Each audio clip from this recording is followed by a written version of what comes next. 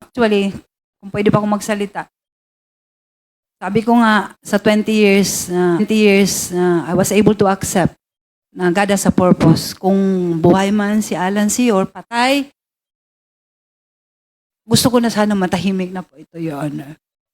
Kasi nagsuffer na po ako ng 20 years, yung anak ko. Di ba kanina sabi nga ng may decided na may finality na po yung kaso namin. Wala na akong magawa eh. Pero siguro tama yung sinasabi sa Bible na Proverbs 13:23 na for lack of justice there is waste. By waste talaga. Kasi yung buhay namin ng kami, magkapatid. Supposedly, hindi kami nagpapagasto sa gobyerno, sa pagkain, sa rasyon, sa kulungan. Siguro mas productive ko pag nasa labas. Pero sa nangyari, anyway, sabi ko nga, wala na kami magawa. Tapos na eh. 20 years, hindi ganun kadali. Pero with God's grace po, He has a purpose at naging makabuluhan ng buhay ko sa kulungan. At yun ang pinapapasalamat ko. Sana po, bigyan na po ng peace ito kasi parang useless din, Your Honor. Dahil hindi na po maibabalik lahat ng na-damage sa buhay ko. Salamat po sa inyong attitude. Ilan taon pa po kayo sa kulungan, Ms. Jet? Ano?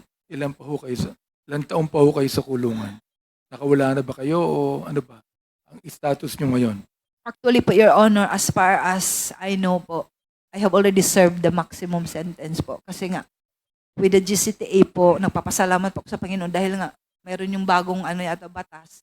I was able to avail ng GCTA. So from jail, sa tulong ni God, I was able to maintain yung good attitude ko sa jail until sa correctional.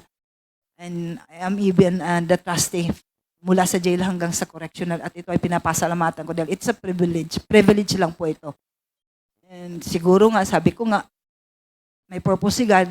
At sa ngayon, so sana, I would like to take this opportunity to speak if I may be allowed by this honorable committee na sana po, mabigyan na po ng pansin yung hinihiling ko na kalayahan, pati yung kapatid ko.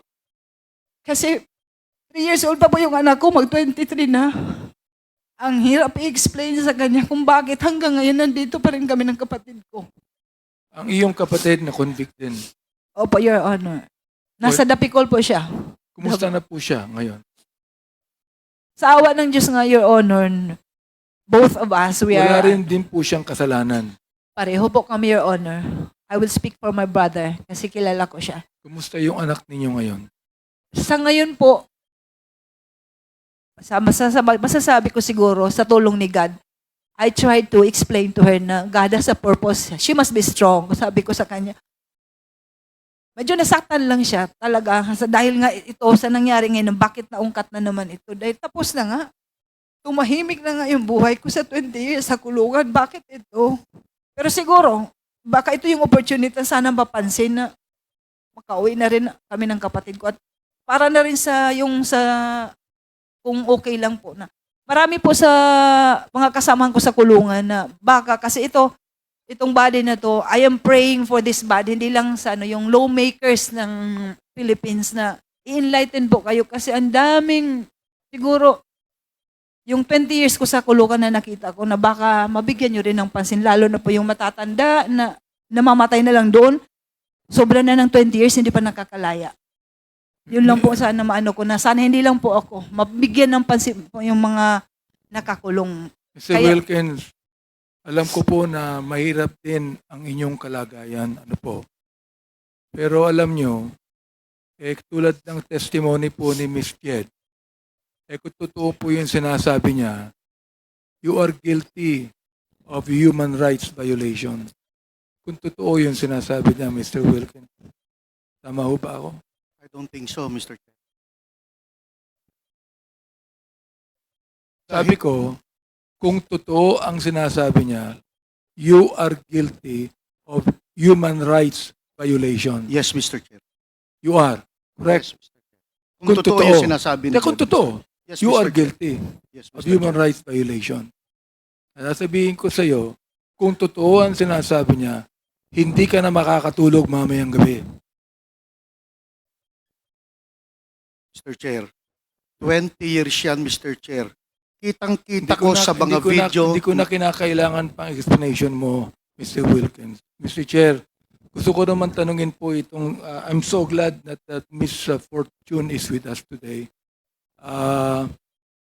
Dr. Fortune, ano po, you have done a lot of forensics, no? Sa mga biktima po ng extrajudicial killings, no? So, we'd like to find out kung ano yung findings niyo po sa kanila.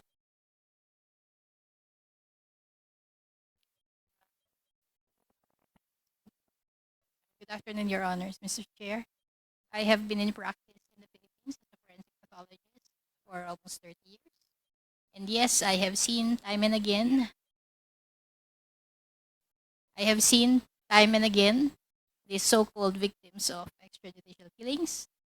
And lately, I have been busy with the victims or the deaths during the war on drugs from 2016 onwards.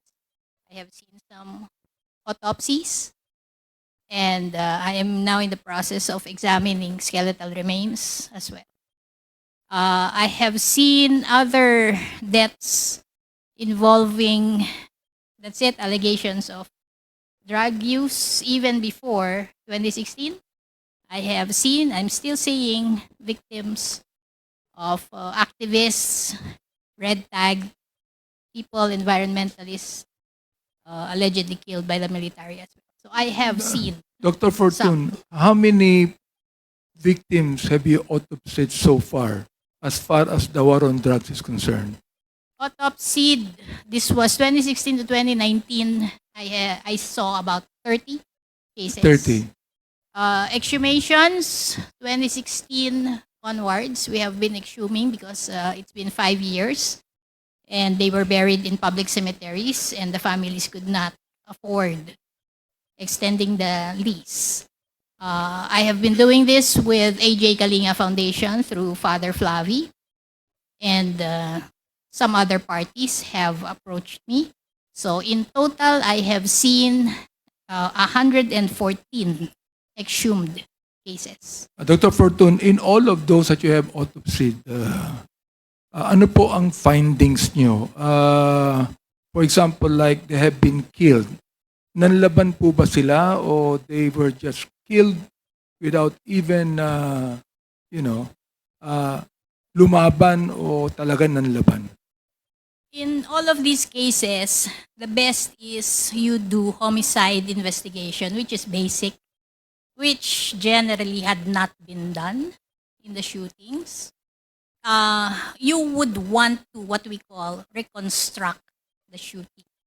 What is the body saying, the victim, the dead victim, the other evidence, the scene, versus, as you say, what are the allegations of those who are living, those who did the killing. And in many situations, I am not able to do this because I just see the body already embalmed, sometimes examined, autopsied, with very little crime scene information. I don't have the clothes, I don't have the bullets, although some I have seen. In other words, I am not able to work with a team, which is how it should be. But in answer to your question,